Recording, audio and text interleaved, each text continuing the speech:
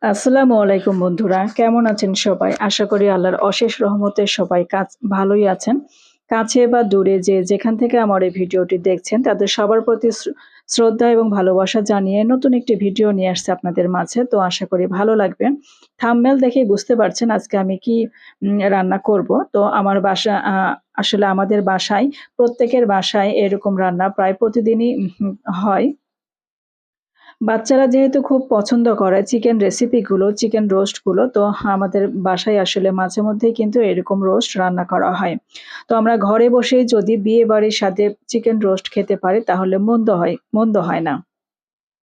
তো ঘরোয়া সব মসলা দিয়েই কিন্তু বিয়েবাড়ির স্বাদে আমরা এভাবে রোস্ট রান্না করে নিতে পারি।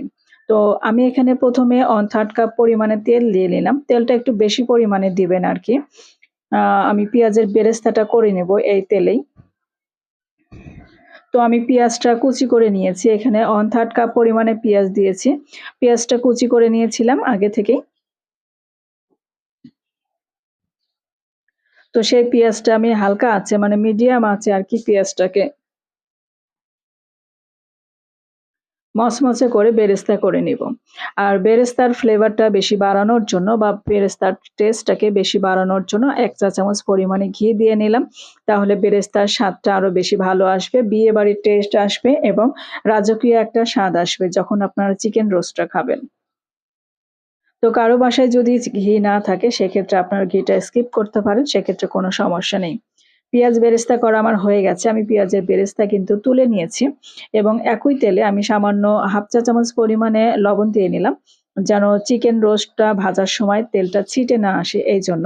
এটা একটা নতুন গৃহিণী আপুদের জন্য টিপস। যখন আপনারা মাছ বা চিকেন ভাজবেন তখন একটু 1/2 চা চামচ পরিমাণে লবণ দিয়ে নিবেন তেলের ভিতরে, তাহলে তেলটা বেশি ছিটে আসবে না। তো আমি চিকেনটা ১০ মিনিট আগেই শুধু লবণ দিয়ে মেরিনেট করে রেখেছিলাম। সেই চিকেনটাই কিন্তু আমি এখন উল্টে-পাল্টে হালকা করে ভেজে নেব, হালকা ব্রাউন করে ভেজে নেব আরকি। এই যে দেখতে পাচ্ছেন, আমি হালকা এক পাশ কিন্তু হালকা ব্রাউন হয়ে এসেছে। অন্য পাশ কিন্তু আমি উল্টে দিচ্ছি। অন্য পাশটাও কিন্তু এরকম ব্রাউন করে ভেজে নেব আমি।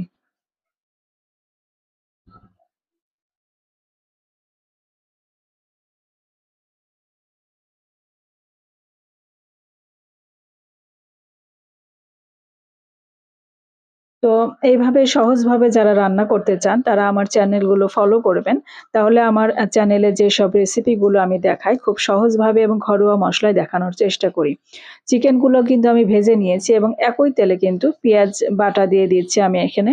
পেঁয়াজ বাটা দিয়ে দিচ্ছি 1/3 কাপ পরিমাণে। আপনারা গ্রেভিটা কি পরিমাণ খেতে চান সেটা বুঝেই কিন্তু পেঁয়াজ বাটাটা এড করবেন। আর পেঁয়াজ বাটাটাকে আপনারা একটু মসৃণ করে নিবেন। তাহলে এর গ্রেভিটা যা হবে, রোস্টের যে গ্রেভি হবে সেই গ্রেভিটাও একটু মসৃণ হবে।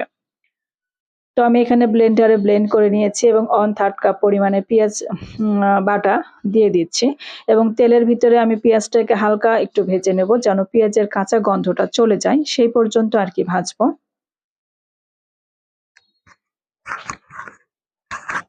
যেকোনো রান্নায় নতুন যারা গৃহিণী আপু আছেন তাদের জন্য একটা টিপস, যেকোনো রান্নায় আপনি যদি পেঁয়াজটা একটু বেশি পরিমাণে ভাজেন আর মসলাগুলো যদি খুব ভালো করে কষান, পানি দিয়ে যদি খুব ভালো করে একটু তেল ছাড়া পর্যন্ত যদি একটু কষিয়ে নেন তাহলে যেকোনো রান্নাই কিন্তু খুব টেস্টি হবে। পেঁয়াজের কাঁচা গন্ধটা চলে গেছে। এখন কিন্তু আমি ৩ চা চামচ পরিমাণে আদা, জিরা এবং রসুন একসঙ্গে বেটে রেখেছিলাম। সে বাটা মসলা থেকে ৩ চা চামচ পরিমাণে দিয়ে দিলাম। ১ চা চামচ পরিমাণ দিয়ে দিলাম ঝালের জন্য শুকনা মরিচের গুঁড়া এবং দিয়ে দিলাম ১ চা চামচের থেকে একটু কম পরিমাণে লবণ। আমি লবণটা যেহেতু 1/2 চা চামচের মতো যখন আমি চিকেনটা ভেজেছিলাম তখন যেহেতু আমি তেলের ভিতরে দিয়েছি, তো তেলের ভিতরে কিন্তু আমার লবণ যথেষ্ট পরিমাণে আছে, সেইজন্য সেটা বুঝেই আরকি পরে লবণটা দিবেন। এখন আমি দিয়ে দিচ্ছি গোলমরিচের গুঁড়া, জায়ফল, জয়িত্রী আর কালো গোলমরিচের গুঁড়া এবং সাদা এলাচ, দারচিনি আমি একসঙ্গে গুঁড়ো করে রেখেছিলাম। সেই গুঁড়ো মসলা থেকে 1/2 চা চামচ পরিমাণে দিয়ে নিলাম। আর এখন আমি দিয়ে দিচ্ছি টক দই, কাজু বাদাম এবং কাঠবাদাম। টক দই দিয়েছি ২ চা চামচ পরিমাণে। 2 থেকে 3 চা চামচ পরিমাণে হবে আর কি। তো এটা কম বেশি হলে কোনো সমস্যা নেই। 2 চা চামচ বা 3 চা চামচ দিতে পারেন। আর কাজু বাদাম দিয়েছি আমি 2 থেকে 3 টা আর কাঠবাদাম দিয়েছি 6 থেকে 7 টা। আমি কাজু বাদাম কেন কম দিলাম তা একটু পরে আপনাদেরকে আমি বলছি। এর একটা কারণ আছে। যদি আপনারা সে কারণটা বুঝে রান্না করেন তাহলে আপনাদের চিকেন রান্না হবে পারফেক্ট। তো মসলাটা কষানো কিন্তু আমার প্রায় হয়ে গেছে। এখনো কিন্তু মসলাটা কষানো হয়নি। মসলা থেকে কিন্তু তেল ছেড়ে দিয়েছে যথেষ্ট পরিমাণে। তারপরেও কিন্তু আমি একটু পানি দিলাম। সামান্য একটু পানি দিয়ে চিকেনের সাথে মসলাটাকে আরেকটু ভালোভাবে কষাবো। তাহলে চিকেনের যে রোস্টটা রান্না করব, সে রোস্টটা কিন্তু আরেকটু বেশি টেস্টি হবে।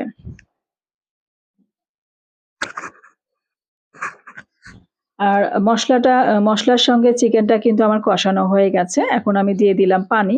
পানিটা দিয়ে দিচ্ছি 1/2 কাপ পরিমাণে। আমি গ্রেভিটা বেশি পাতলা করব না। আরকি ঘনই রাখবো। চিকেন রোস্টের যে গ্রেভিটা হয়, সেই গ্রেভিটা কিন্তু মাখা, মাখা ঘন হয়। তার জন্য কিন্তু পানি বেশি দিব না। পানি 1/2 কাপ পরিমাণে দিব। আর কেন আমি 1/2 কাপ পরিমাণে দিলাম সেটাও আপনাদেরকে বলছি। চিকেনটা যখন আমি তেলের ভিতরে ভেজে নিয়েছি তখনই কিন্তু চিকেনটা 50% সিদ্ধ হয়ে গেছে। আর যে বাকি 50% আছে সেটা এই 1/2 কাপ পানির ভিতরেই কিন্তু সিদ্ধটা হয়ে যাবে। তো এখন আপনাদেরকে আমি বলছি যে কাজু বাদাম কেন আমি কম দিলাম। কাজু বাদাম কম দিয়েছি তার কারণ যে আমার বাসায় আমার বাচ্চারা একটু ঝাল রোস্ট খেতে পছন্দ করে। তো তার জন্যই কিন্তু কাজু বাদামটা কম দিয়েছি এবং কাঠবাদামটা আমি ৬, ৭ টা ৮ টা পরিমাণে দিয়েছি। কাজু বাদাম দিলে আমার কাছে মনে হয় যে চিকেন রোস্টটা মিষ্টি, মিষ্টি হয়। তো আমার বাসায় আমার বাচ্চারা এটা পছন্দ করে না মিষ্টি রোস্ট। ওরা ঝাল রোস্ট খেতে পছন্দ করে মানে হালকা, হালকা ঝাল আরকি। তো সেটা ভেবেই আমি কাজু বাদামটা কম দিয়েছি। তো আপনারা যদি মিষ্টি, মিষ্টি রোস্ট খেতে চান তাহলে কাজু বাদামের পরিমাণটাও আপনি ৮ টা ১০ টা দিতে পারেন। সেক্ষেত্রে একটু মিষ্টি, মিষ্টি হবে। আপনার বাচ্চারা যদি পছন্দ করে তাহলে আপনি সেভাবেই রান্না করতে পারেন। আর আমি এখানে পানি দিয়ে যেহেতু গ্রেভিটা দিয়েছি, একটু ঝাল রোস্ট বানাবো তাই। আপনি যদি মিষ্টি করতে চান তাহলে পানির পরিবর্তে 1/2 কাপ পরিমাণে আ দুধ দিবেন। জাল দিয়ে গরুর দুধটা জাল দিয়ে আরকি ঠান্ডা করে তারপরে আপনি গ্রেভিতে ব্যবহার করবেন। তাহলেও কিন্তু আপনার যে চিকেন রোস্টের কালারটা আমার লাল এসেছে, আপনার চিকেন রোস্টের কালারটা কিন্তু সাদা, সাদা হবে এবং একটু মিষ্টি, মিষ্টি আসবে। তো আমার চ্যানেলের এই সহজ রেসিপিগুলো আপনারা কারা, কারা পছন্দ করেন কমেন্ট করে কিন্তু জানাতে ভুলবেন না। এবং কোথাও যদি কোনো অংশ এতটুকু ভালো লেগে থাকে তাহলে প্লিজ একটা লাইক এবং সাবস্ক্রাইব করবেন। বেল আইকনে ক্লিক করবেন যেন পরবর্তী ভিডিও ছাড়ার সঙ্গে, সঙ্গে পৌঁছে যায় সবার আগে আপনাদের কাছে। আর আমার এই ছোট্ট চ্যানেলটাই আপনাদের ভালোবাসা এবং উৎসাহে একটু, একটু করে এগিয়ে যাচ্ছে। আমাকে এভাবে সাপোর্ট করবেন তাহলে কিন্তু আসলে আমি হতাশ হব না। আমি একটু, একটু করে এগিয়ে যাব আপনাদেরকে সঙ্গে নিয়ে। তো সবাই ভালো থাকবেন, সুস্থ থাকবেন। আল্লাহ হাফেজ।